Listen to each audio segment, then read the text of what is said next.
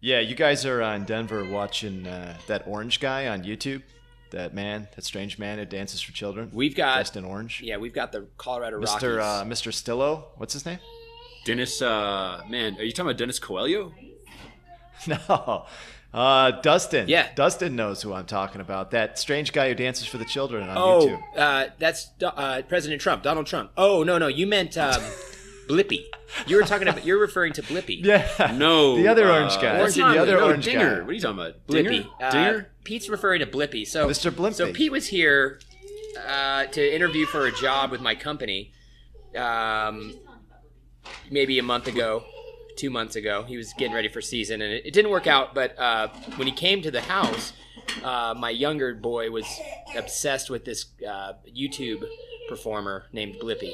Okay. And so Blippi investigates tractors Did Moraline and buses. dress up like Blippi and dance for Dawson? No, not quite. So Moraline was just very familiar with Blippi because apparently, and you can fill in the gap on my understanding there, Pete.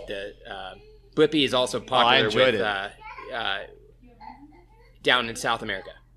No, I enjoyed it. I've known Moraline for a while, Yeah, and he's not the they do know type about to him. dress up in outfits and dance for children. He's just, no, he's not. Well, Blippi was an obsession for a little while, so fortunately we've moved. Oh, is that past? He's Is a that past good at this guy. point? Yeah, the little guy here is massively into trucks. He took his big rig with him to the half marathon to see his dad finish. I imagine that like actually seeing the big rig like in person was transformative. Yeah, it was cool. What I like about those guys is that yeah. Dawson's at the age, he's 6. He's at the age where, he asked me, where did you go? Where'd you go? I was like, well, I started in Littleton and I ended here. And he's like, Littleton, where's that? And, oh, it's a town, it's just part of Denver.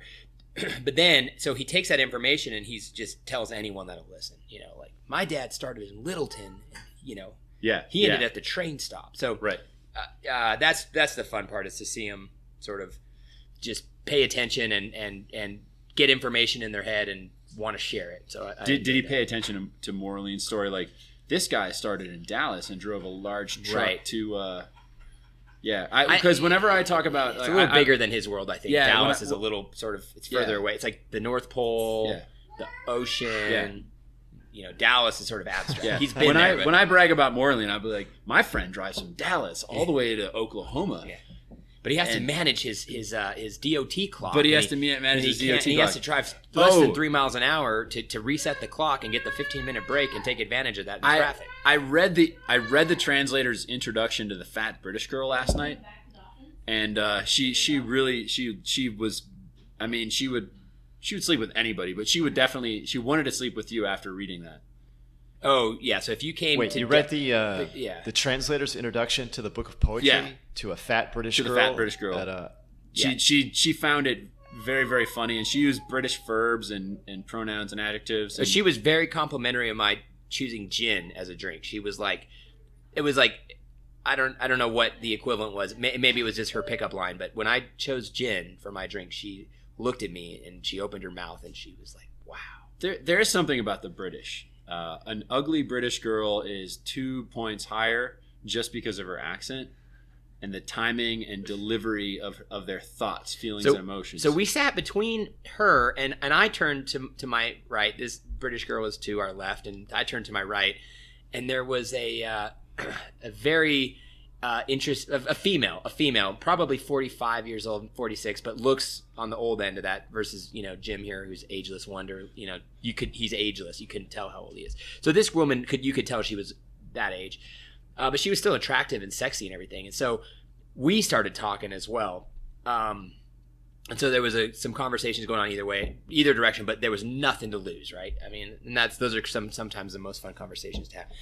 Except there was one thing to lose, and it happened midway through the conversation with the sexy girl to my right, who was definitely sexy 20 years ago. But anyway, so all of a sudden we're talking about my kids, and then very quickly after my wife, and it was just as strange. So anyways, so Jim cockblocked me totally inadvertently, and it was I wanted to explore a little bit of how that came up with Jim. So this it wasn't intentional. I don't think it was. he's on my territory. Because if we have puppies, that's one thing. Yeah, but having a wife and kids is not the same as having. I a should dog. have said that. I should have talked about your S&M dungeon. Right. But I thought you were talking about brought your, up the your wife and kids or kids. something. Yeah, like yeah. that. Jim brought up the wife and kids, and I was just, if a woman asks me if I'm married or has kids, I'm never gonna lie about that. That's a point blank question that I would just answer. But if it doesn't come up, I'm not bringing it up. I thought that she was too old for your serious consideration. Yeah, no, for sure, 100%. And I didn't think it mattered, and for some reason I felt it was relevant. But well, it's really fun. So there's a movie with Dustin Hoffman that I was named after. It's called The Graduate, and so sometimes I have always gotten a kick out of older women just hitting on me and having just a great time with it, and so that sort of threw a wrench into it. But that was okay. It didn't matter at all. Yeah, it's never more. I don't think it's ever mattered to Moraline. He could either say he's got a wife and children, or not say. General, what is your take? When do the women are they tend to be more attracted to a man if they know?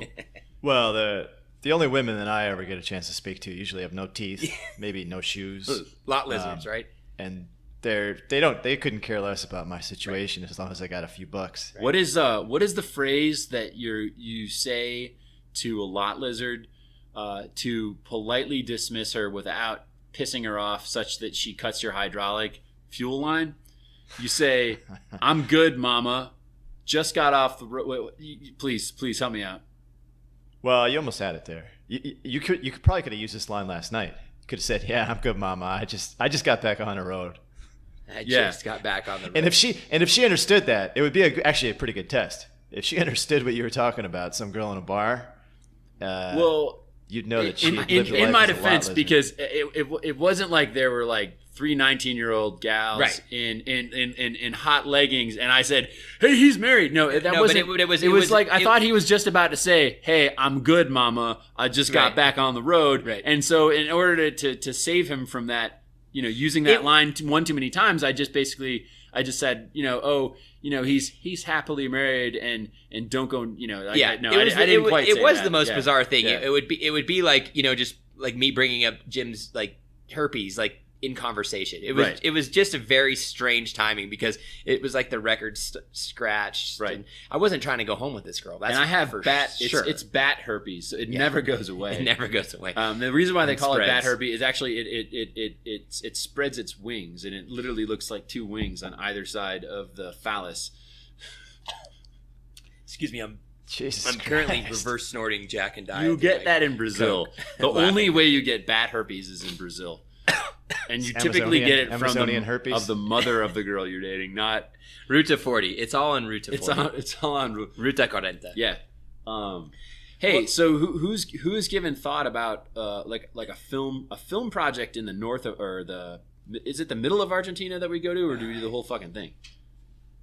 Well, I was thinking fly to probably to Buenos Aires or to Santiago, and then start on Ruta 40 and head south. I mean, I don't think there's any reason. Did you just to do the mention entirety Buenos of Aires and Ruta Santiago? 40. Which one? Or did you say Buenos Aires? Well, whichever's cheapest. Oh, whichever's cheapest or more interesting. Santiago's If you go to hell of Santiago- a lot closer, but probably doesn't matter. Which one? Santiago. Yeah, but then you got to go. If you go to Santiago, you go up the hardest part of the Andes, which is right. You either have to take a long bus ride across the Pampas from Buenos Aires, or you gotta cross the Andes. But an Andes crossing, there's nothing wrong with that. I think it might actually be interesting because there's an Andes crossing that has been abandoned. A few of them have been abandoned to make one of the abandoned crossings like the start of the trip. Yeah, I guess you never know what you're going to get, but there's adventure. Yeah, well, you never know what you'll find up there. Well, there's that one crossing that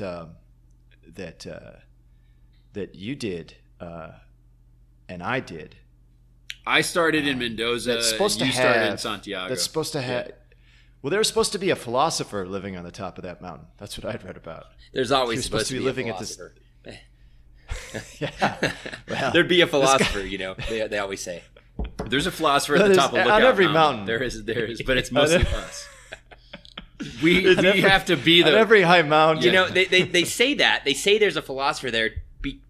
That's supposed to help get you there. You know, that's really why they say that. It's not about the philosophy. It's This just is an abstract. it's what drives the sport of professional cycling. Right. It's the hope that there's a philosopher.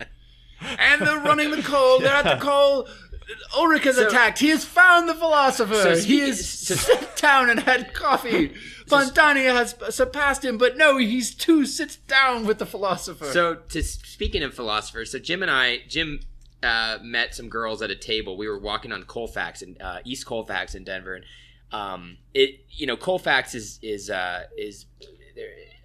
go back and read On the Road, and you'll learn about Colfax. But every day it's writing its own story, and so Jim stopped us on our walk on Colfax to talk to three women sitting outside at a bar, and we were separated by a fence, but we were very close very quickly. But we learned that they were the ages of these women over the course of the hour we spent with them. They were 21, 24, and 26. Tina was one of their names, but we didn't learn the other two. Names are pretty irrelevant, but but I've got the live contact. Oh yeah, Lottie Da or some. She has a Snapchat handle, so she was real good looking. She was a hot one. Yeah. She was a hockey fan. So they were philosophers. I mean, the 21-year-old was like, I have been trying to go out with you guys forever. And you're sitting here, and my 5-year-old does the same thing. I've wanted this my whole life. And so to break that down, and then you ask, and it's like, how could you have possibly wanted this forever? You're 21. But really then they turn around and flip it on you and they go, no, I've been 18, 19, I've been waiting forever. My entire partying adult life has been waiting for this moment. And so it was momentous for them, and for us it was there was one hot girl, one medium girl, and one 21-year-old not. Yeah, but I realized I was waiting my whole life to meet them. Right. They all work They all work at Red Robin together. They all work at Red Robin down on Arapahoe. And this morning they posted a Snapchat where they're all just going to bed together, like in one bed. Oh, really? And stretching together. Oh, dang. Because they don't have to work at Red Robin today. But tomorrow is going to be a new day where they're just going to again be yearning for. But so What is Red Robin? Red Robin is a burger joint. Yeah, it's a medium. It's like a Chili's, specialized Chili's that kind of does burgers best or something. I don't want to, I don't want to get sued. I don't want to. So these were real professional. These women are professional. Well, the 26-year-old certainly is professional. I think the 21-year-old is an apprentice of some sort. Yeah, she's learning. They, I don't know what their roles are at the company, but it was a fun night. So to put it in perspective, Jim came to town on Friday night, and I don't know what we did. We didn't do much. But then Saturday we had a pretty good day, and we got stoned and watched really good jazz that I thought was happening in your garage. Yeah, that happened. That hot Mexican chick playing the fucking trumpet. That 6-foot Mexican chick with the high heels. You remember her? The cat and the Mexicats? Oh, Friday night we watched there's a podcast called Tiny Desk Concerts. It's a high quality. So yeah, we were watching. They don't have this quality microphone though. They don't. You're right. They fucking. Right. It's a tiny desk. They don't have that. But so we watched that. Wait, you watched a live podcast? It was NPR. No, it's NPR. Yeah, it's a good way to find music. They'll have jazz and random Latin American bands, and then they'll have Kendrick Lamar, and it's I don't know, and they all play in the same venue, which is it's sort of a desk, but it's been now at this point it's a stage, but it's within an office setting, and it's really kind of funny. And so we did that Friday night. Then Saturday, I forget what we did in the morning because I have really bad memory these days. But I shot the. We ran a packet pickup. Oh yeah, we ran. We did 6 miles in the morning. Yeah, we ran to go get our our race packets. Yeah, and Jim met this was a weird experience. So there was a HelloFresh. We can just plug them on the podcast. HelloFresh. Maybe we'll get some royalties. Yeah. It's the food delivery service. It gives you some fresh ingredients and a Joe Rogan plugs shit all the time. Yeah, you get fresh ingredients and a menu, but see, what you get is the sexy business development girl at the tent. Well, Jim got the sexy one. I got she had no redeeming qualities whatsoever. Yeah. So I was staring at my feet while Jim was talking to this pretty damn dime-ish kind of female, and then he signed up. So Jim's got the service. So anyone visiting Atlanta, She wants liked a me good until I meal. gave her my credit card number. Yeah, and then she then strictly things got business. a little cool. I didn't have my cell phone. Didn't get her number. Right. But that was what he was. I then think my hormone level at the time, like I didn't feel devastated from like a race. Like I wanted to take her into like the changing room of the running store and fuck the shit out of her. Right. But, So Jim was making eyes with the HelloFresh girl, signing up for her service, so he gets to turn it off whenever he wants. Turn it on. It's a subscription to food. I wasn't listening. I was just looking at her. Right. Her he heard camel credit toe. card number and tight pants, and so Yeah. then we ran back to the house, and then I had to. I think we did some good stuff, but I had to go to the baseball game. So Jim came with me to the baseball game, and he could explain more about his situation. I just photographed the game and covered all the which angles. is like, hey, I'm going to the Super Bowl. You should tag along. It was the best. Everyone in Denver was there, and there were like 430. Like anyone that wasn't there was watching on TV. Absolutely beautiful. I mean, Denver is full of young people. And if you want like and they're all my type. They're like these Nordic, tall, beautiful, thin women, all at this bar at the top of the Rocky Stadium, which looks a lot like Wrigley Field. I grew up a Cubs fan, and they all just were giving me great smiles. Now in Atlanta, I would say I'm like 50-50. I get 50% frowns, 50% smiles. But I come to Denver, and I don't know what it was. Maybe it was. I mean, I was quite stoned the whole day and night.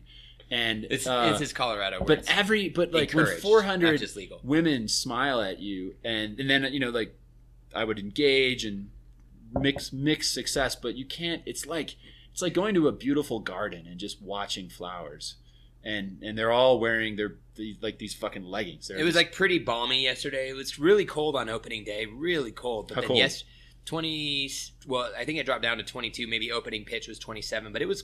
So you were just standing in 22-degree weather, sitting, and it was uncomfortable. And I wanted that game to be over. But then last night's game was moving along real nicely until the Braves tied it in the 9th. Yep, off our closer, Wade Davis. I was definitely rooting for the Rockies. Right. Fuck Atlanta Braves. Yeah, and so then Wade Davis allowed several hits and everything, and he eventually got the side out, and it was tied 2-2, and so we went into the 10th.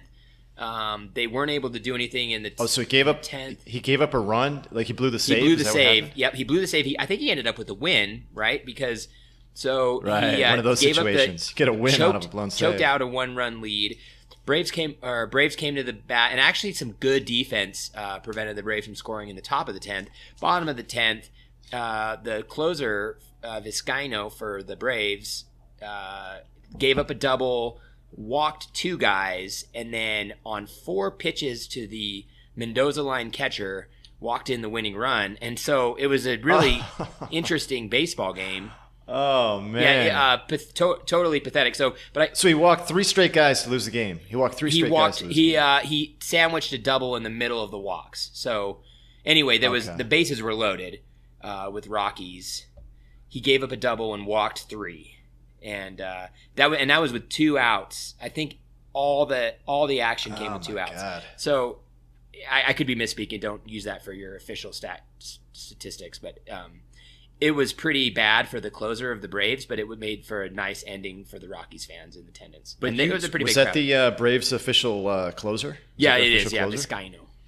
And it's funny, like He's you on wouldn't fantasy teams want to everywhere. compare this game to anything that has been recorded. Like in terms Reported, of like, yeah. because Chrome just is like, yeah, don't compare my narrative to the stats, but like his narrative are the stats. That's the phenomenology, the meaning of experience. Plus, who put the images in the paper for us? Like, Right. how should you feel about the game? Well, Chrome will tell you. Yeah. He pushes those photos Yep. to millions Well, of it's true. viewers. I put in fucking Getty Images. I put in 22 pictures.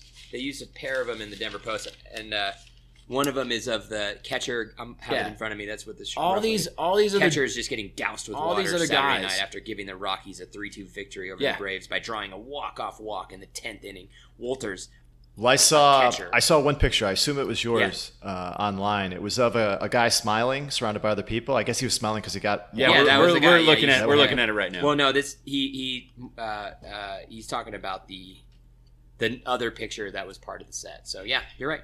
That was mine. Now, I'll confess, almost all my approaches last night were shut down. My buddy can get us into the bullpen because he's a photographer, and that was none of them came with me, Right. Because they're like, well, where is he? And I said, well, just third base. We'll just Trust go. me, We'll yeah. just go behind third base where the TV You got to cameras say, are. let's go to We'll third just go to base. third base. That's- Is that what you said to her? We'll just go to third base. I'll show you once we get to third base. Yeah, let's go to home run. Yeah. That's called scoring. Home run plate. Yeah. It's called scoring. So when you get to third base, it's like you almost scored, but you didn't. But the there really is no hidden transcript once it's been published. What you just said is going to be actually, you know what, there are probably a lot of hidden transcripts about that game. You're the dominant class and everyone else is the subordinate class because you've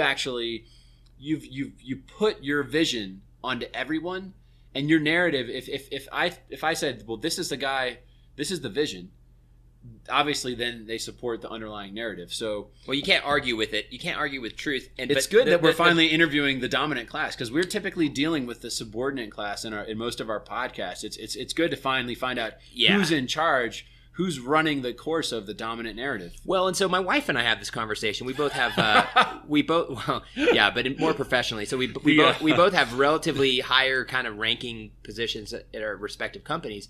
But like, I tell her, I'm like, none of this is a problem when you get to make the decision. And that's the position I'm in right now. It's like, what do I think is the right thing to do? Well, that's what we're fucking doing. And so, similarly with media, there's we make the story. We're making the reality. And so that's kind of it's to Jim's point, as the dominant. Yeah, and I know, I see how you park. Yeah, you put on your pant legs one at a time, just like the rest of us. Right. But I park I've well. been you go, there's a special parking garage. There's a place where you get mildly loaded before you shoot the game. I do everything deliberately. And then you certainly don't prepare unless preparation is just speaking to other women before the game. You got to be in the right mind state. It's not about I haven't done this. Just like we ran. We'll get to that, but we ran this morning. But I haven't run this year, and I haven't photographed this year either. Like my kid turned 2 on February 21st, so that's roughly 52 days into the year. That was the first photos I took in 2018, and then fast forward a couple weeks, and baseball's easy though. Baseball's easy. But I shouldn't feel shocked that you can get the two front page cover photos when you were, I wouldn't say you were hammered, but I was buying you a lot of good cocktails. Oh, we had some good cocktails. You were loaded kind of, but then I was loaded. Wait, so I was loaded this morning and I ran. How were you together? How were you together? It sounds we like weren't together you when both I was weren't on the field. photographing Jim was on a reconnaissance mission. There's so if you look at Coors Field, there's a really great thing they did in the right field upper bleachers towards the outfield bleachers. They chopped off a section of them that were underutilized anyway, never full, and they created this flat bar area with 2 levels of terraced badass bars. That's the best bar in Denver. And terrace bars? Well, they're like so they took the bleachers out and made it 2 levels of just flat standing room with sort of like lean over railing. And there's there's these incredible walkways that give you a view of the fucking city and the stadium. And you actually have a really cool view of the game. I mean, it's far away, but it's not that far away. It's much. And you got the mountains in the background too. Everything about it is incredible, and that's where all the people go. So it's hard to get a picture of the full stadium because all the people that bought seats are just standing around in the. You want to get the cheapest seats and then just go to be on your feet. There, it's pretty ideal. So you can access that area if you have a bleacher ticket. And they didn't have bleachers, which were like $8. I spent. They do have bleachers, the Rock Pile, but they were sold out of the Rock Pile. I spent $21 on. It's funny, I don't even know where my seat was. I didn't fucking care. They were sold out, but there was nobody there. But there was nobody there because everyone knows what to do. The Rockies Stadium is, and I grew up going to Wrigley, so I've got like good nostalgia there. I would say is a special place. Like you would want to visit Colorado, and you would, if you're like a German person, you would want to see a game there. Go see a baseball game. It's fucking incredible. The energy is incredible. the action on the field. If you're into Western, I mean, I like the beauty of Western women. I don't necessarily like all their personalities, but if I don't have to get to know them, and I only have to see them, and they're all super hot and fit and beautiful and young, and I'm an old man, so like I want to see beautiful, hot and fit. It's fucking paradise, man. Like if I died that night, I'd be fine. Right. So we didn't die. So after the baseball game, which went one inning extra in favor of the home team, we got to see all the outs but one because there was no final out. It was a walk-off. Right. So then we left there. We actually got in the car. We drove to Colfax. We parked on Colfax, and we walked through the throngs of people getting into and out of concerts. I parked us intentionally like about a mile from where we were going, so we could experience. There's chance for exposure. Did you were you driving the the truck? I wasn't rowing gears or anything. We drove the wife's Jeep. It's the most low key, practical. But it was a Jeep is a fucking tits car though. Yeah, it's tits ass. Yeah, for sure. Well, General, I should mention that I taught Dustin, or advised him, valuable lesson, and he probably figured it out on his own how to float gears. I needed to learn. As a professional. I had no idea you could do that. I told the guy that built the truck, I go, so it's cool if I float the gears. He's like, let me tell you a secret, Dustin. I never use the clutch in that truck. It's funny, like you guys are like really good at the things you do. Dustin is like Chrome's really good at like I try to get to the 80th percentile at like a couple of sports, and obviously his photography speaks for itself, like because they put it in the front page. Chrome Moraline, he's he's like now like this translator, but his forklifting and shifting skills, who knew that he had that talent. He's moved into truck driving. But what was that fucking? What was that? One of the prerequisites for translation. That was auto. That was not auto. That was manual. That nasty ass, big ass. Garbage. That's a garbage and so it's interesting. I think both of you guys would think you would have done equally well on that forklift. It's crazy. But my question is, you guys are really good at all this stuff. I'm trying to figure out what I am. Maybe I'm not. Maybe I'm just like there was that one writer that just interviewed a lot of smart people that were good at stuff, and they were good. And he was good at like interviewing people for what they're good at. And I don't necessarily need to be good at one thing, but I'll just interview people that are good at it. There was an aphorism in the page I texted you guys, out of the Culture and Value. And one of maybe the third aphorism on the page. The third aphorism on the page was, look, if you're mediocre, never dial in your message. Just let the mediocre be, because that's the value. Like, it's raw. And so there's value in raw.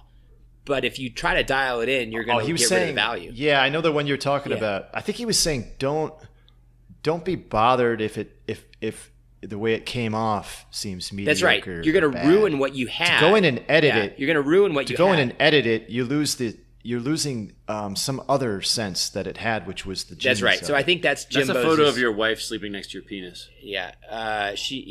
Yeah. There's a lot of sexuality in this household. And so Jim's just, kind of. But I'm looking for the Wittgenstein quote. Did you text it? Oh, you texted. It was a group text. Yeah, it was a group text. Anyway, I think that was a very valid page. I'm going to read that whole page again and again. Well, why don't you just start now? So a mediocre. You know what's extraordinary about that? A mediocre writer. Oh, go ahead. A mediocre writer must beware of too quickly replacing a crude, incorrect expression with a correct one. Hi, Jonah. By doing so, he kills his original idea, which was at least still a living seedling. Now it is withered and no longer worth anything.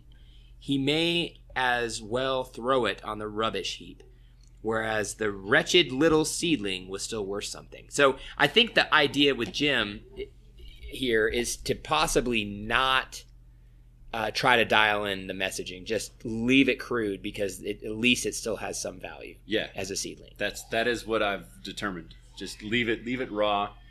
Well, there's this whole impression today that everything's got to be polished, and really the amateurish stuff is the more interesting. At least for me, I like to see people do stuff that they're not really that good at, but try for something. much more than I would rather see someone who's polished and careful and professional go about something. Well, the Japanese that in the end, the Japanese have a concept of perfection within imperfection. You would never accuse the Japanese of lacking perfection, but for the samurai sword, it has to be done by hand. And so the iron ore that is mined and that is then refined and pounded by hand and then hand honed, it's not made in a factory. There is an inherent imperfection. We're under attack right now. We had a right flank. We were under attack by two young men with battle rifles, but we wouldn't if we had our samurai swords. We could have cut their heads off. We didn't have a chance. But the point is that my brilliance and greatness is the imperfection within my perfection. Is that you expect me to be perfect, but I show up and I slightly underperform, but like the samurai sword, it is due to the painstaking, meticulous attention of sharpening that sword only in the way that I can be sharpened. And at the minute that you think that just because you've got a sword that you think can cut my head off, I'm under attack by two battle rifles. Yeah, but you may. There's something to add here, though, is that. We live in this machine age, which is really about standardization. That everything should. I ran out of steam on that metaphor. I will admit, it's okay. I ran out of steam. It's okay. We'll take care of that. I killed my double tall Jack and Coke, and I'm probably in need for a refill. But we needed a actually, I'll do refill. Can you cover for me? Gotcha. Yeah. I gotcha. Yeah. But building on that though, the idea of standardization, I think it's kind of taken over the way people want to act and think. And I mean, you get this even at a level like when you have human resources and trying to standardize a workforce. I mean, people are being told to act in a certain way, and it's not always with regard to results or effort. The effort may be completely different, but they just want to see the illusion of the standardization, and even the results might be different. But if you get results through some non-standardized effort, I think it's viewed badly. You know, it's like regulations in trucking or in accounting or in anything. Like, let's say you find a better way to do something that you think is better, and it does work. But if you didn't follow the format correctly or the regulation, what's been standardized, it's rejected. Yeah. What I always say. So I've moved into a leadership kind of position, and so my thinking has moved from, you know, how can I do this better to how can I, you know, manage the people to make this happen better and more efficiently, make rewarding returns, if you will. So I keep saying, and I believe, I mean, a lot of people, for some reason, they kind of just want to be told what to do and how to do it, you know, and so that the same exact concept you're talking about. And I think that a lot of people, they find comfort there, but, you know, some of us, like we're not okay with that. Like I don't mind getting, I guess, I don't know when the last time someone told me how to do something was. I'm not sure. I like to figure it out myself, but people do that. They settle into that. Look, I'm going to get instructions. I'm going to get, you know, direction. I'm going to, you know what the process is. And it's, to me, it's kind of disheartening to see how many people that's the case for. But I do think that Jim and I were having a conversation a little while ago. It was like, no, that all the productivity really is, you know, there's a reason there's a 1% group that holds 1% of the wealth. There's a reason why, like the creative stuff happens. The creative stuff happens as a result of accidents, willful ignorance of the rules, or just sometimes plain stupidity and bullheadedness. I love that. I think that's a different concept, but I love what you're saying. I agree with that too. But these kind of people are the ones that the people who are for standardization, and in a sense mediocrity, because that's what standardization eventually. A lot of people brings. just want to get to the easiest way out. You know, they're like, they view this problem of having a life and responsibility. No, they want their life to be like a product they can purchase. They want their life to be like a super target trip. A super target trip. You can check in, check out, and you know what your limit. Yeah, you know. Yeah, well, I mean, there's no upside. There's so much no encouragement, though. there's so much encouragement to follow and follow the rules, and that's considered to be doing the good job. And I mean, I tend to think of it like when you're doing a sport, they teach you fundamentals. That's kind of the first thing they teach you. You know, they say this is the fundamental way. This is the agreed upon way that this is the best way to do things. And then Nurmagomedov guess what happens? Teaches MMA that the fundamentals are not jiu-jitsu and boxing and Muay Thai, but Sambo, motherfuckers. I mean, like, who knew Sambo would destroy the entire MMA? A white Muslim guy. Well, look, I think MMA is still in a process of trying to figure itself out. I mean, there's just so much knowledge and so many different ways to do things that it's hard to say that here is a fundamental about how to do something. Well, fly out your friends. But like swinging a baseball bat. But like swinging a baseball bat or making a layup on a basketball court. I remember in high school, like if we didn't use the backboard on our layups, we just laid one in and we missed it. Like, you know how you just go up to the rim and kind of lay it in without using the backboard? That's how I do it, and I can do it with both If we missed one of those layups, we were forced to run as a punishment because it was breaking the fundamental rules of using a backboard to make the shot as easy as possible. To run, but we'll get into that later. And what did you do? How many sprints across the court did you have to do? We had to do suicides. You know where you run to the first free throw line on a full court, then you run to the half court and back, and then you have to keep running back to the baseline and touching the baseline. Run from the baseline, touch free throw line. Run back to the baseline, touch the baseline. Run to half court, touch the half court line. Run all the way back to the baseline, touch the baseline. Run all the way down to the other opposite free throw line. Touch it. Come back to the baseline. Touch it. Run all the way down to the far baseline. Touch it. Run all the way back. That's one suicide. And you had to do, So you do like, I don't know how many we did. 5, 10 of those? It depended on how mad the coach was. But the idea was, though, people who are really good who can suddenly start breaking the rules and adding style to things. I mean, that's one of the beauties of watching professionals play basketball is that they don't need the fundamentals. They can shake the fundamentals. Because the fundamentals are for the average player. They're to make the average player as good as he can be. But if you're beyond the average player, you can shake off the fundamentals. You don't need the rules anymore. It's like the CFO that gets the photos on the front page of the newspaper, and it's like the truck driver who gets the fucking Nobel Prize for translating Norwegian poetry. These are very concrete examples. Well, look, I mean, they'll criticize the academics will criticize me for not knowing the languages that I'm translating. Yeah, if the academics knew anything about me, they would immediately fire me from everything that I do. I would lose everything if anyone knew is what Maxim in here knows. You know, I would lose it all. No one would let me have what I have if they knew anything about me. If I revealed the hidden transcript. If Jim revealed the hidden transcript. Well, I mean, look, bluster and style can get you pretty far, but you do have to have substance too. But when you have already understood the fundamentals, you can disregard them.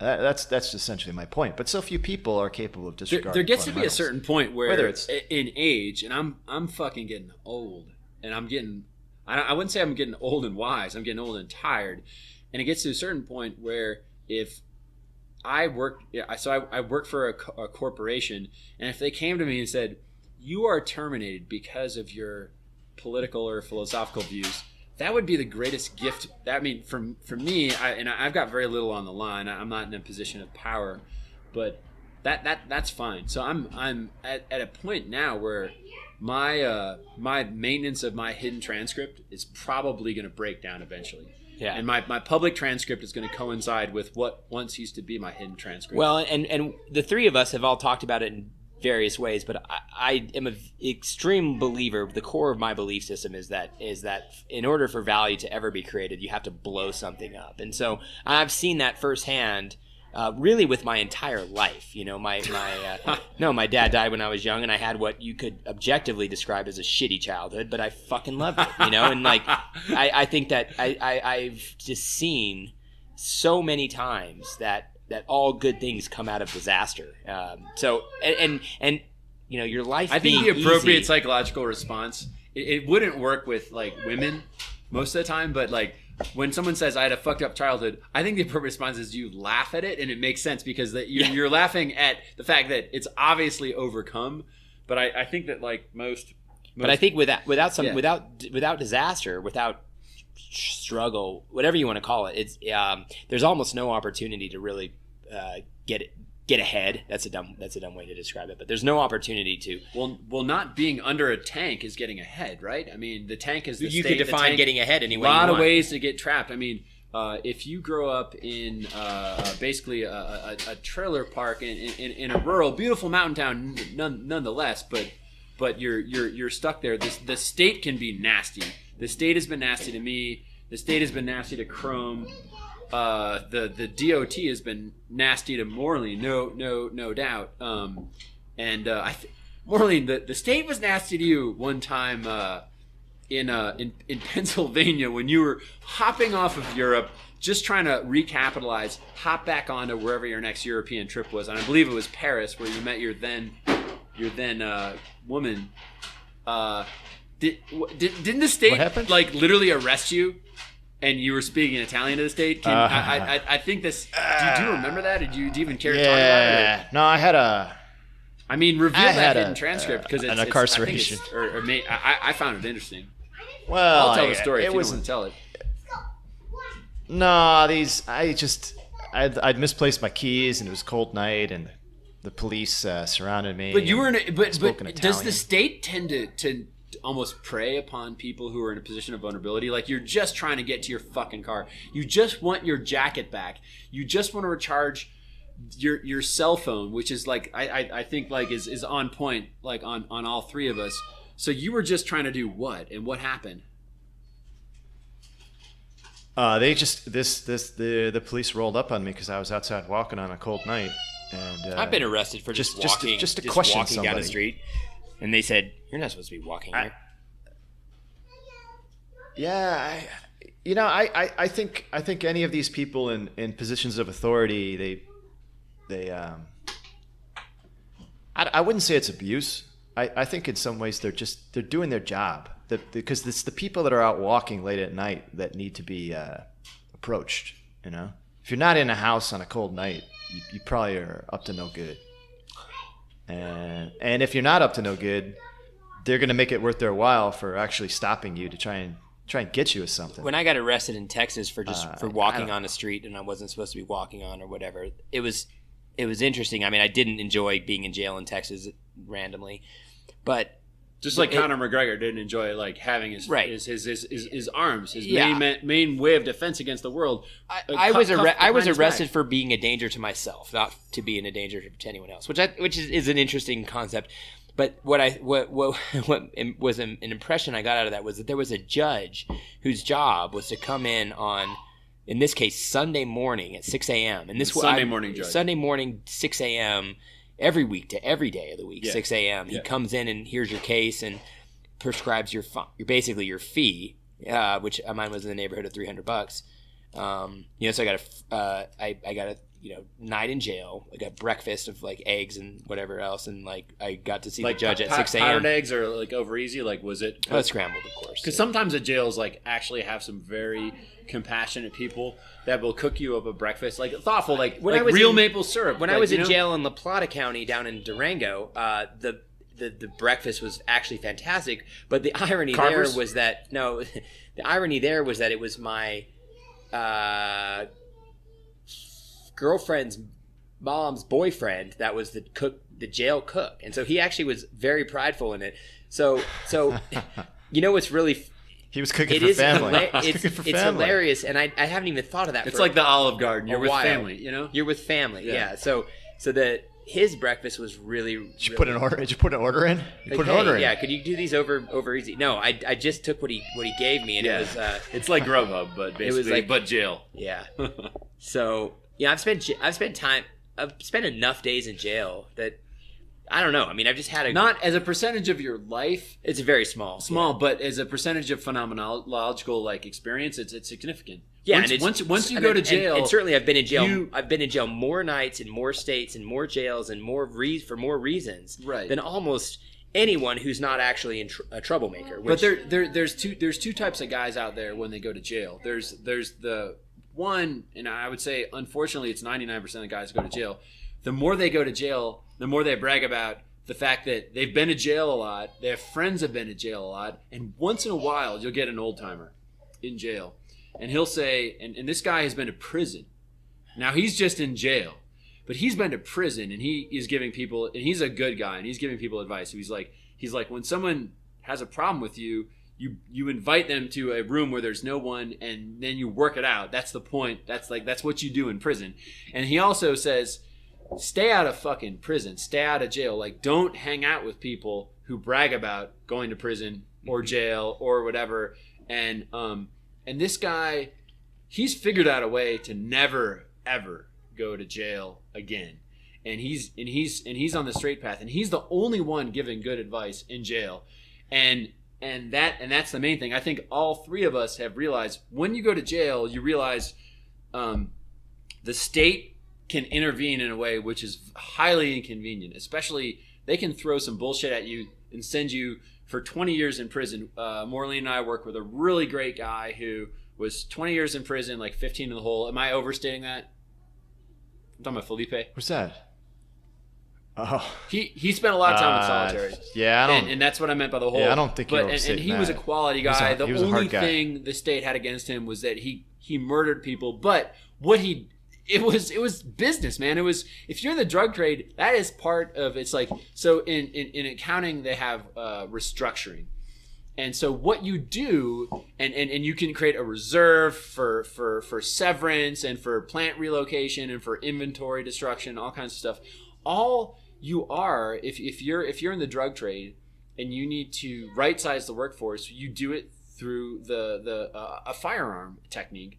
And it is no different than setting up a restructuring reserve. You record the expense, you record the liability, Take a and bath, then you move it through the P&L and the balance sheet, and it all works itself out to become a better, healthier creature. So all Felipe was doing was he was just cleaning out inefficient distribution of cocaine or whatever, and through the form of murder. And we worked with this guy, and he was incredible. But anybody who has been to prison knows you want to stay out of prison, and so your perspective, and maybe it's only a short period of your life. In Felipe's life, it was a good chunk of his life, but I would say in all of our respective existences, it was so transformative and so informative.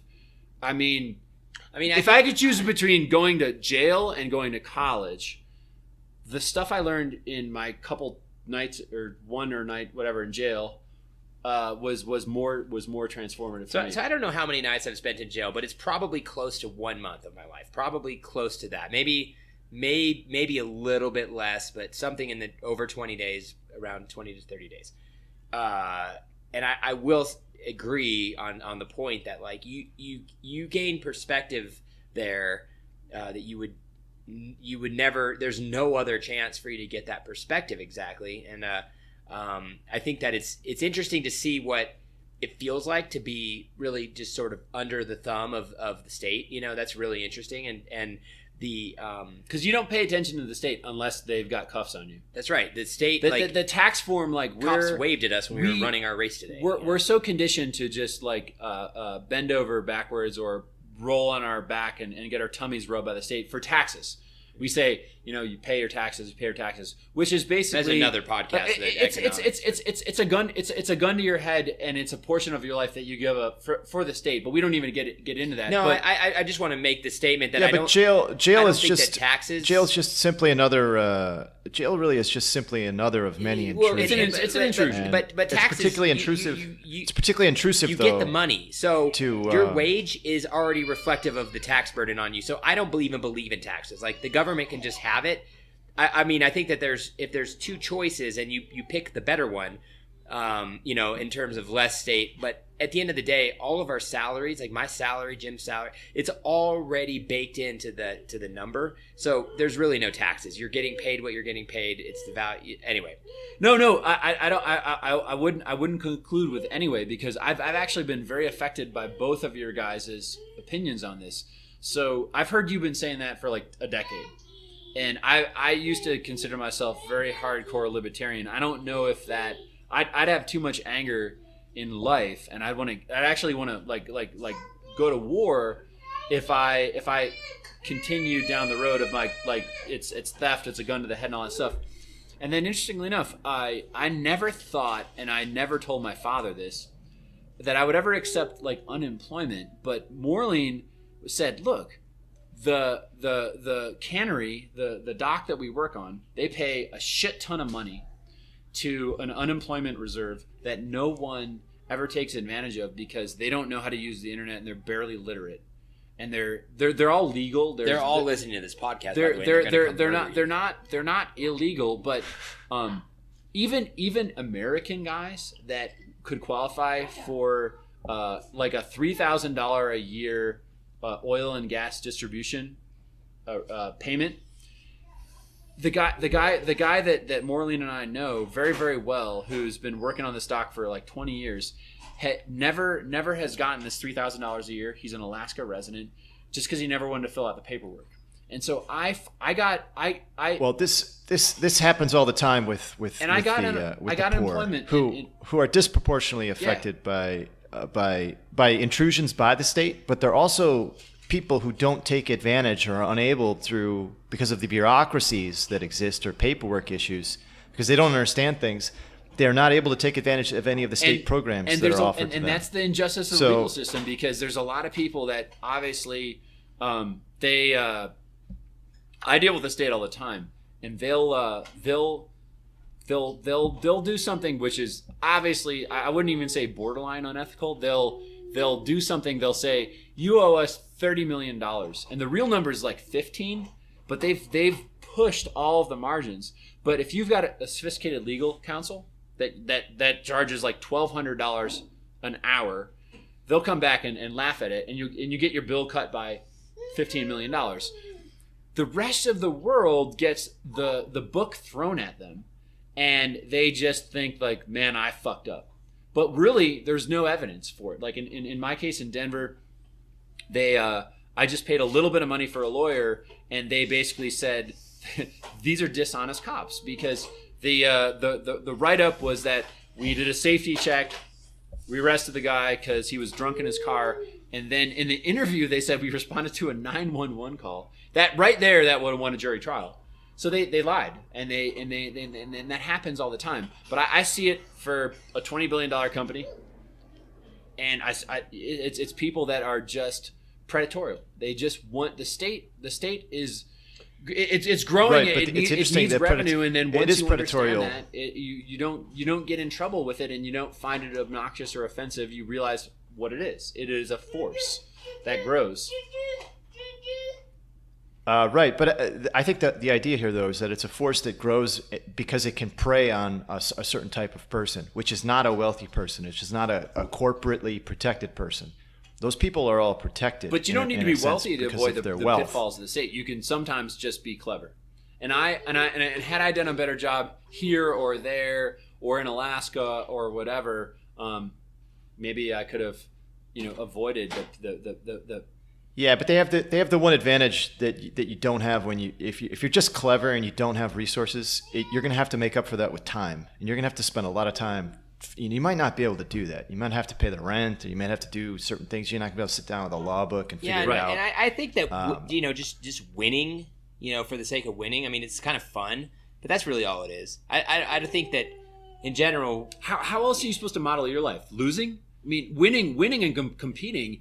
I mean, all of us do all these crazy sports. You do like 5 sports. Moreline does 5 sports. I do like 3. There's all this. What else would you do? No, you pick your battles. You decide what actually matters. And so when you make an issue like what we're talking about, and whether it's taxes or whatever, when you make that an issue for you, you're choosing to spend energy and time on something it's a choice, and well, it's also unwinnable. You're not going to win anything. there's no winning. Right. You just have to. You can't. Right. You can't. I mean, you just have to look at the things that you really can do well at and control. And if those are the only things that interest you in your life, you're going to be a happy person. You're just gonna you're gonna be. That's fulfilled. right. If I defined winning by like, getting to work, cutting my commute from 15 minutes to 13 minutes, that'd be dangerous. It'd be semi-illegal, and it would be totally fruitless. And so I just choose not to. So instead, I just mosey to work.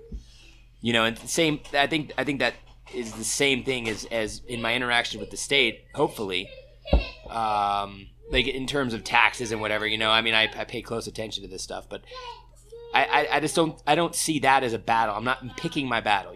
That's what they call it. So, but also understand that they could always get you. There are no innocents.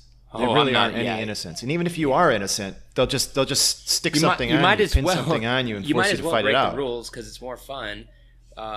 You'd be breaking the rules whether you were or not, I guess. There's more rules than ever. There's more reasons to go to jail than ever.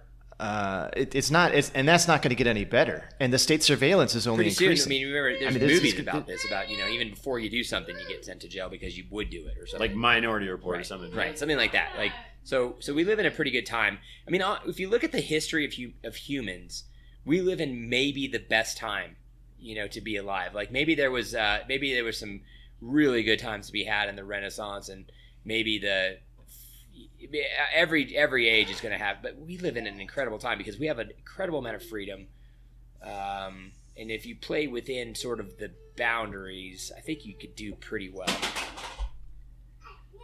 I mean, do you really think though we have a lot of freedom? Well, I'm not I sure. guess so. Freedom is a measure of a good what time. You're trying to do. I would say if that this is to, probably a less free time. Mobilize, a Black Lives Matter movement, or maybe some other slightly even more or least palatable movement to where you are here in the United States. Maybe not, but like me, like I don't need to convince anyone except for the person in the room with me, and I don't need to do it on. I don't need some 50,000 people following me. I don't need anything like that. I feel like I have an enormous amount of freedom. Yeah, I mean, but ever since my interaction with the state in 2010, I have been completely left alone and in fact flourished, not really doing anything different except just not spitting at cops. I think you and Maureen are the worst examples of anybody who, if you're talking about freedom. You guys have an ability to have you've got this prism in your brain, and you see the pockets of freedom, and you guys get there before anyone else gets there. I mean, both of you guys are total freaks in the way you're able to succeed in life. I think Maureen is talking about the average middle class, upper middle class person. They're the most monitored, taxed. And I don't concern myself with that. So no, and I get that, but if you want to talk about the lack or existence of freedom relative to these poor open cultures, to give you to say that, well, because Maureen and Chrome are really free in this very, what I consider very, very oppressive and very controlled.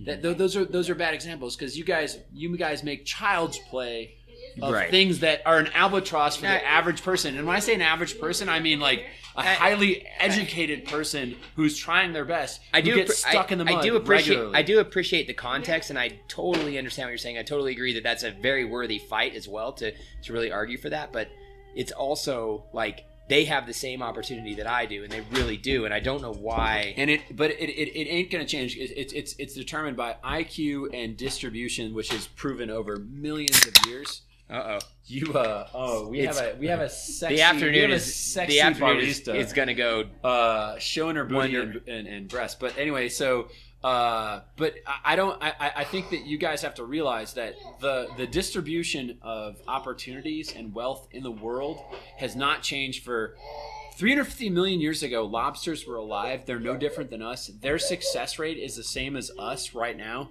Read Jordan Peterson's latest book, and it's proven. They were around far before the dinosaurs. The T-Rex was extinct 68 million years ago.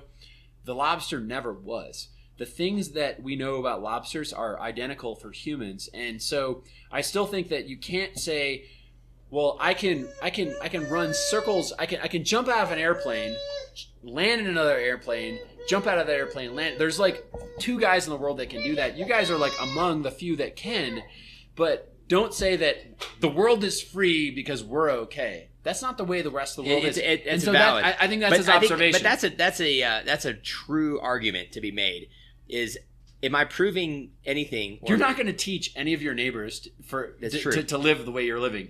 You can't. Right. It's unteachable. It's like Michael Jordan did not get taught how to make that layup. He revolutionized basketball because he did what he felt was natural. And I think no one taught him that shit, man. Yeah, that's another podcast for sure.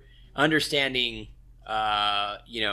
who's at fault for a shitty life. We should really think about that. It's 90% of your genes and it's about 10% environmental. And also, just like every expense is someone's revenue. Think about your environment. Think about your environmental. Your genes overcame your environment. Every state, by far. Every example of state oppression is someone getting to have power. Like everything has 2 sides. And I don't know what to make of that. That's just another podcast. We're at an hour. No, we should definitely make it go for as long as it needs to go, because I think this is fruitful. Yeah. Well, look, I would only say this. This is all kind of abstract about people's choices in life. I think the only real limiting factors are, if you've been physically imprisoned. Which kind of improvements? And physically imprisoned. Yeah. I'm talking right. Everything outside of that. Where you can't. I mean, if you're physically imprisoned and you want to travel, you're not going to be traveling anywhere unless you're imagining it. So work on your imagination. Well, I mean, the Stoics had a whole thing where they were always positive about everything because there was, as long as you were alive, you had something going. Well, for you. that French dude said. He has this idea of like the constitution of experience. He said if it ain't you, it ain't nobody. So like you are 100% responsible for your experience because you're it. When your light switch goes off, there ain't nobody that's gonna care. So everything that happens to you, even if you're in prison, you're only telling yourself that you're in prison because of your attitude. Interesting enough, I wonder. Morally, and you talk a lot about the tribe versus the individual. You talk about Descartes almost creating the individual, just like the individual appeared, and the hunter-gatherers didn't have this. I don't know how you know that. I think you kind of feel that, but this is the thing. It's like if it's all on. Well, relating to this, we could talk about this in relation to actual imprisonment. I mean, one of the interesting things about when native peoples were imprisoned. They very quickly died. It was the worst. It was the worst thing you could do to them was to imprison them. And the sense here, I mean, a Westerner might say, "Well, I have the life of the mind, and I can escape with my mind and my dreams and my imagination. Right. I can read James Scott and read about anarchy, and my imprisonment doesn't matter because I know that the state is the loser and I'm the winner, even though I'm in prison." Well, there are a bunch of these cases. I mean, it's in fact the Stoics practice this kind of thing, and there's all kinds of sedentary agricultural people that have come to these ideas about being able to escape prison with your mind, and natives apparently were unable to do this or unwilling, and they just died because physically they were being. So I mean, life energy. This relates to the whole idea. Their life energy only made sense within their community, which is. The community right. that I want to live in. Such a strong community. I have had to fucking be an individual for too long in my life. And one reason why I just want to spend my life with a woman is because I obviously want that companionship, but I also want the companionship of like a fucking community. One thing I loved about Brazil, and it was heartbreaking that it ended with that Brazilian gal, is that I wasn't dating her, man. I was dating her family, her fucking clan, her neighborhood, and that felt really, really good because I grew up in a suburb where everyone said, look out for number one, you are the only thing, you have to start a company and all that shit, and it's like that's like a I get how that creates surplus and strength, and it creates a strong borders, and that's how society progresses. But it made me unhappy, and I felt guilty about the fact that I was like the bad conscious of the very thing that was giving wealth and prosperity to the place I grew up in. And I grew up in Chicago, which what's the best way to grow an economy? That's to have a bunch of people who think they're individuals, who are acting on behalf of their number, their social security number, and their bank account, and they're doing things on that behalf as cogs in this economy. These are all just these big nebulous terms. There is no economy that's in a community. That's not a community. Sell me on distrusting this focus on the individual versus the community, because I'm really, really happy. Well, I mean, we have it as a tenet of economics that you are these rational individuals. It's just it's such an abstraction. I get you. It's not, I these get aren't you. people. But here's the thing that I have a hard time reconciling. I don't think it's the individual versus the collective that has led the West in this potentially unhappy direction, because the Inuits had very, very personal helping and hurting spirits. Everyone was an individual, and that did not split apart the clan or the community. They had a perfect balance where everybody had their own shit going with their helping and hurting spirits, and they were individuals, but they operated as a monolithic community. They all hunted together, they lived together, the women took care of all the children, the guys all hunted together. One guy died, they would take care of everything. But there was a balance of individualism and self-consciousness. Now, when I say self-consciousness, I mean when you can personally describe to me your helping and hurting spirits that no one else has access to, that are very specific to you. And when your grandparents die, the spirits go into your child, not anyone else's child, but your child. So there is ontologically, they delineate with the individual. But that doesn't lead to surplus and Google and futures trading. So I don't think that's the boogeyman. I don't think the individual is the boogeyman. I think the individual is actually not such a bad thing. It's the way it's been used as a tool. Like a chainsaw can cut down a tree, maybe a dead tree, not a live tree, because a live tree would make me sad, especially if it's a big tree. But a chainsaw can also cut off your fucking leg if you're drunk enough, like I am, when you're using it. So I don't think the individual is really the bad guy. Well, I think it needs to be explored more. I think there should be a whole history of the idea of the individual that's never been. Someone needs written. to put that together, and it would need to be. It would need to be done with respect to language in particular. Yeah, I think the language stuff.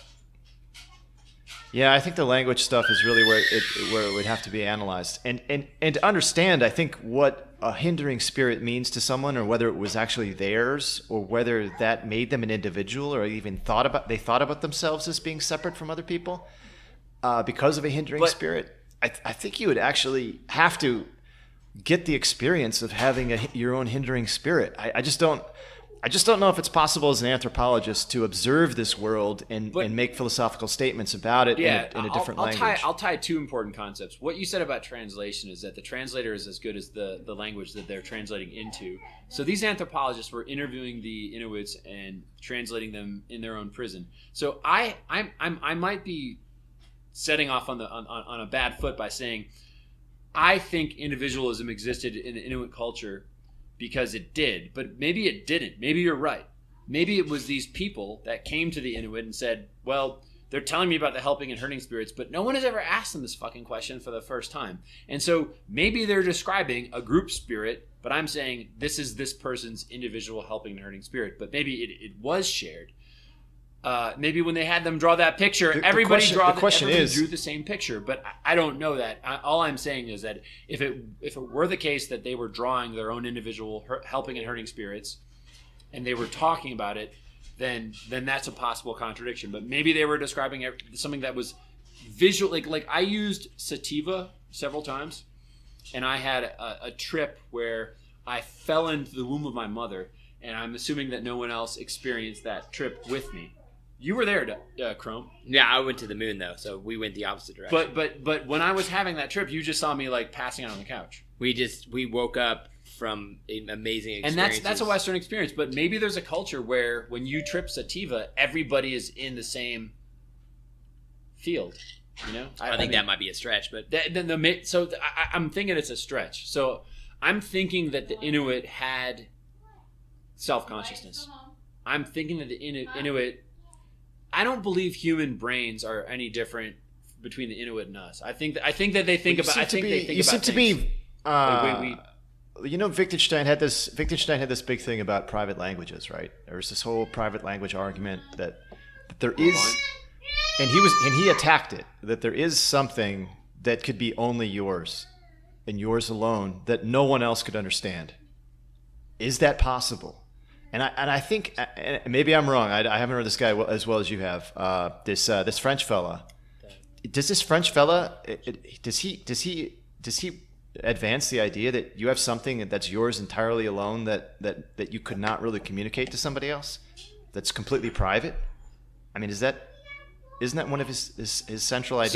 So I think the broader context of communication is that we can't make any sense out of anything unless we've had a shared experience that is many iterations. In the same page I found. See, the thing about this page I found and sent you guys is great. So the fourth aphorism on the page is that, you know, over time, the anthropologist is always going to have a really hard time, because over time, the universe gets bigger, just like it is in reality. The universe of potential disillusionment or the universe of potential success is always. I'm going to pause. You're onto something right now. Yeah, it's constantly exploding and getting bigger and bigger, and so, you know, you can't put yourself in the mind of the Inuit.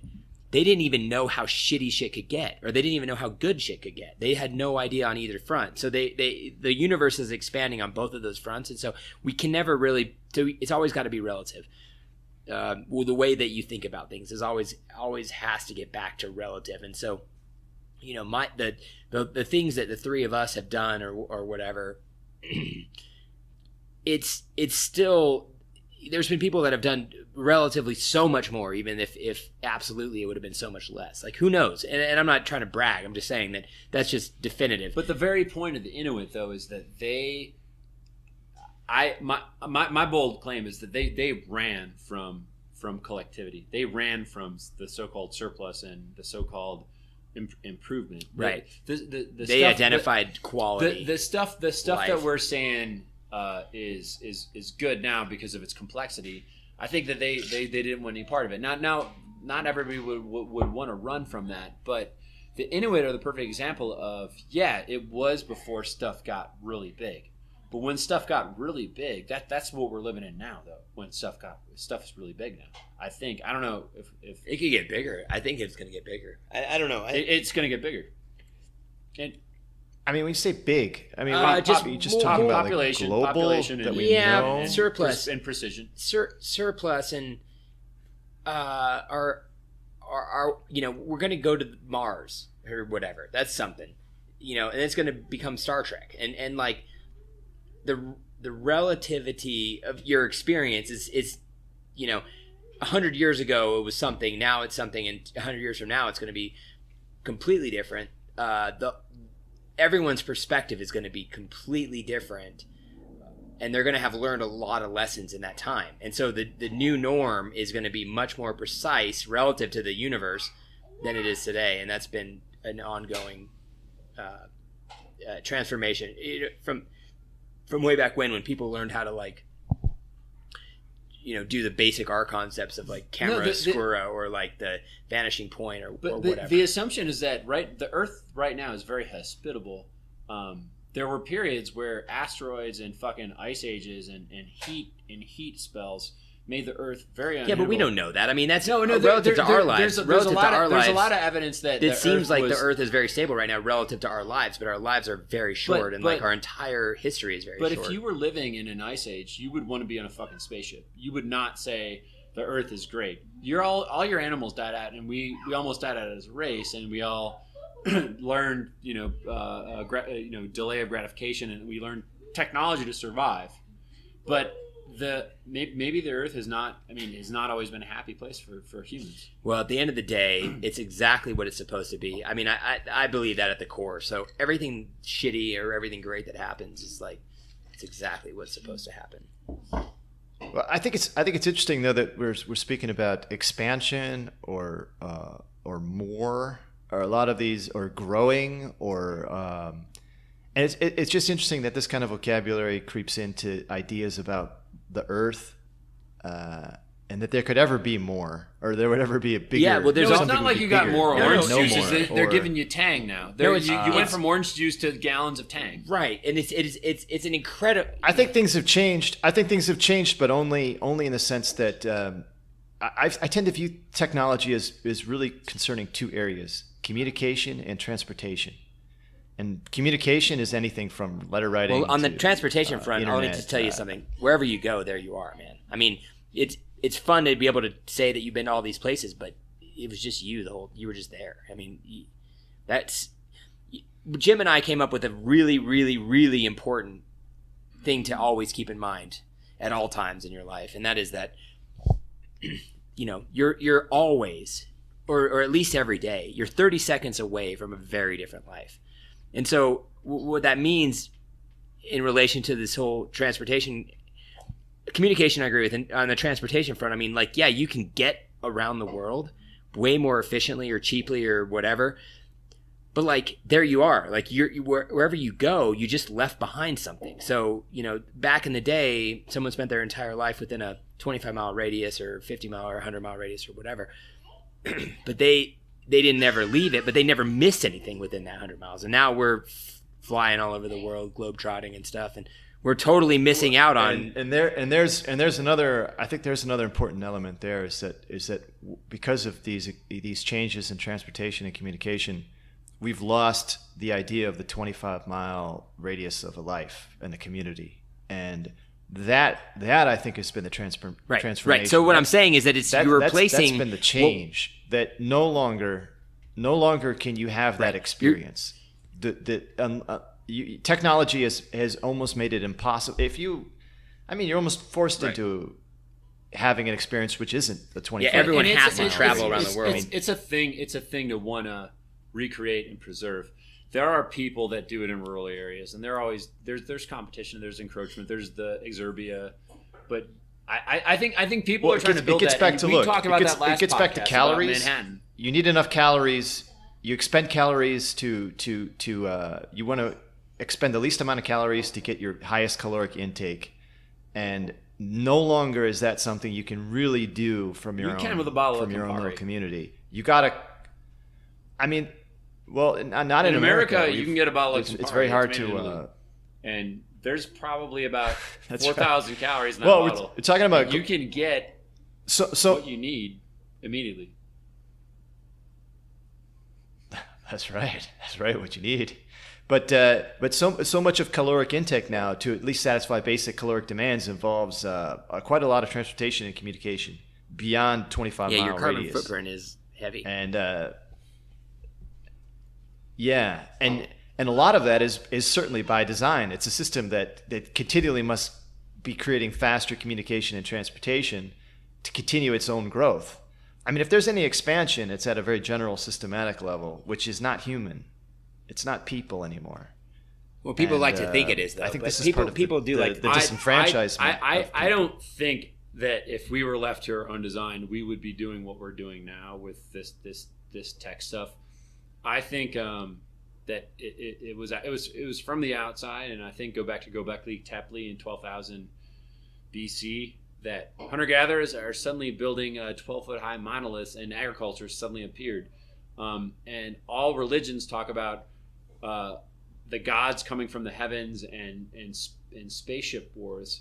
So I think what we've done is we've tried to take credit for what has nothing to do with us, and people like to get gratification, but I think I'm good with, like, I know that everything that's happened to me has been just luck, and luck really isn't luck. It's really just divine intervention. So I'm really happy to just when that is revealed as truth, I'll drink to that. that'll be great. Well, luck. The part of luck is really underplayed. I think everyone wants to take personal responsibility for their success, and they also want to think that there's some progress going on, when all of it just could be a series of just lucky or unlucky, however you want to view it, accidents. I think it's informative. People look at evolution as this great story of progress, and it's simply not. It's I mean, what about those animals that are evolving, suicidally evolving? They're disappearing. There's some sea animal that does it. That's going to completely be extinct. It's de-evolving into nothing. Just That's what follow it's been doing. the wisdom of the lobster. But I think it's informative that you get these athletes that go to New York, and you get a guy with money who doesn't know anything about trading, and he says, "Hey, I'm going to give you guys money to trade." That was you and your gang of misfits, no different than Colin McGregor's gang of misfits that like threw stuff through buses. And you guys, for a good period of time, found how to like shoot. You guys were basically like Steph Curry before the time of Steph Curry, and you guys are shooting through from the half court the whole time, making all this money. And then a bunch of dweebs copied you guys and put it down on computer code to shoot from the half court, but like with way more firepower than you guys could do manually with your clicking. And so that's part of it. I mean, there's organic, and then they make it synthetic. And once it becomes synthetic, I think that's like where the alienation and anomie occurs. And bottom line, like I agree that the more simple and the more agrarian the society, like in the closer you are to your neighbors and to your point of travel, the happier you are. I mean, I think the more we're just like a 0 or a 1 being shot across a spreadsheet, which is kind of like the modern jet setter's life.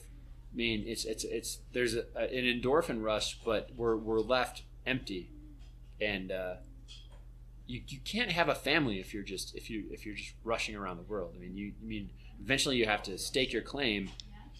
Private property. I mean, maybe is the family is what is the greatest enemy of the state, and the state is trying to erode the family by.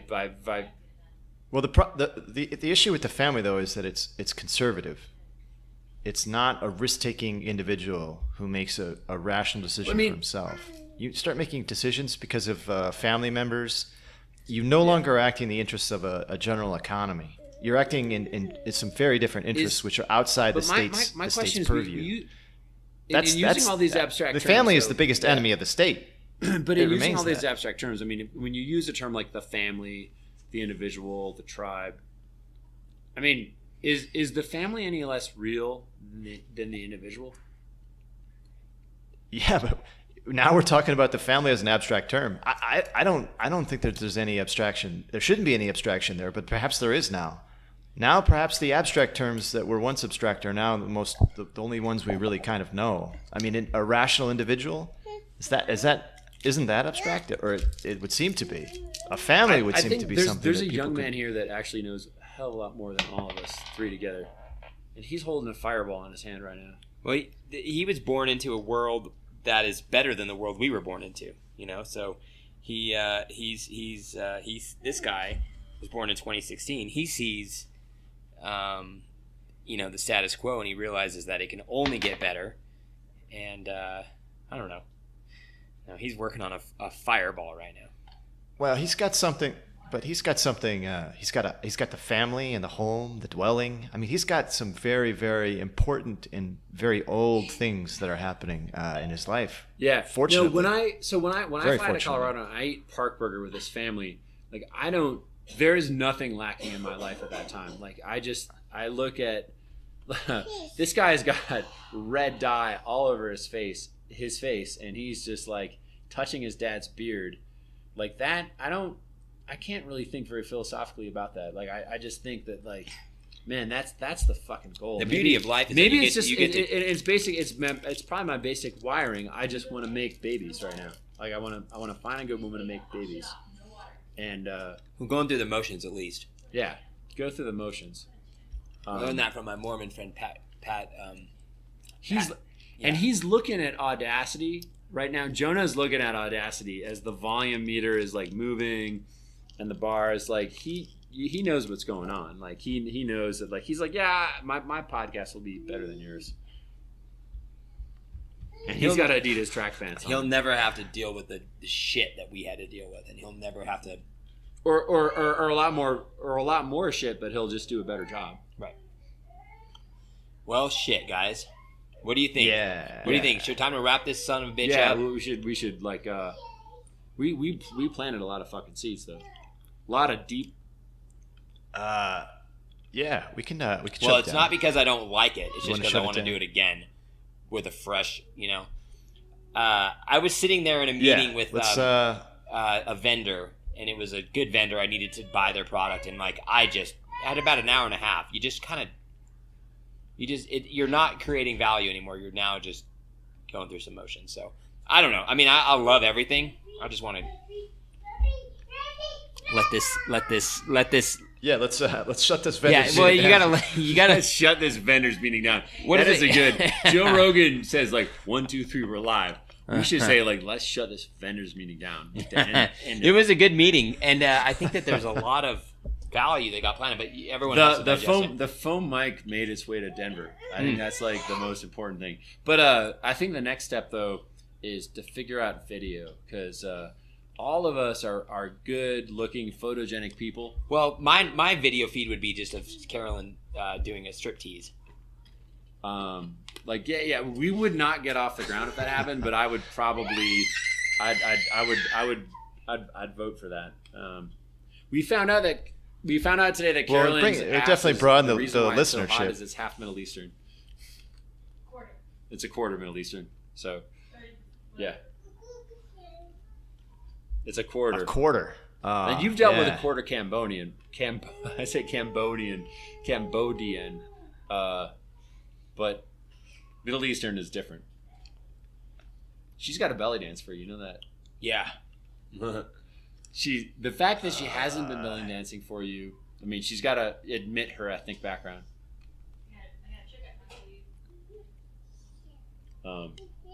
Yeah, gentlemen, this was All right.